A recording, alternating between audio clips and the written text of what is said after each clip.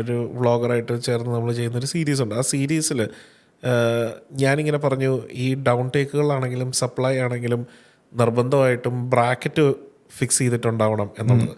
അത് ഒരു പ്ലംബിങ് ആംഗിളിനേക്കാളും ഉപരി ഞാൻ ഒരു നമ്മുടെ പുറയിലത്തെ മേസൺട്രിയുടെ പ്രൊട്ടക്ഷൻ എന്നുള്ളൊരു ആംഗിളാണ് നമ്മളതിൽ ഉദ്ദേശിച്ചിരിക്കുന്നത്. മാത്രമല്ല നമ്മുടെ എല്ലാ പ്രോജക്റ്റിലും ഈ ബ്രാക്കറ്റ് ഫിക്സ് ചെയ്തിട്ട് അതിലേക്കേ നമ്മൾ പൈപ്പ്സ് ഫിക്സ് ചെയ്യുള്ളൂ. അത് വേറെ സിവിൽ റിലേറ്റഡ് റീസൺസിലേക്ക് പോകുന്നില്ല. ഇതിനോട് സാറിൻ്റെ കാരണം അന്ന് ഇതിങ്ങനെ പറഞ്ഞു കഴിഞ്ഞപ്പോഴേക്കും ശരിക്കും കമൻസ് എന്ന് പറഞ്ഞാൽ വളരെ നെഗറ്റീവ് ആയിരുന്നു.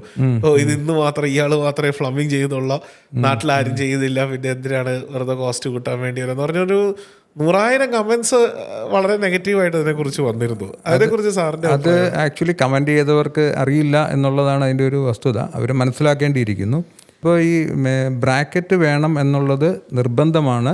ബ്രാക്കറ്റ് നമ്മളുടെ ഭിത്തിയിൽ നിന്ന് 2 ഇഞ്ച് ഗ്യാപ്പിൽ വേണം ഉണ്ടാകാനായിട്ട്. അതിനകത്ത് യാതൊരു തർക്കവും വേണ്ട. അത് ബിൽഡിങ്ങിൻ്റെ സേഫ്റ്റിക്ക് മാത്രമല്ല മറ്റ് പല ഘടകങ്ങളുണ്ട്.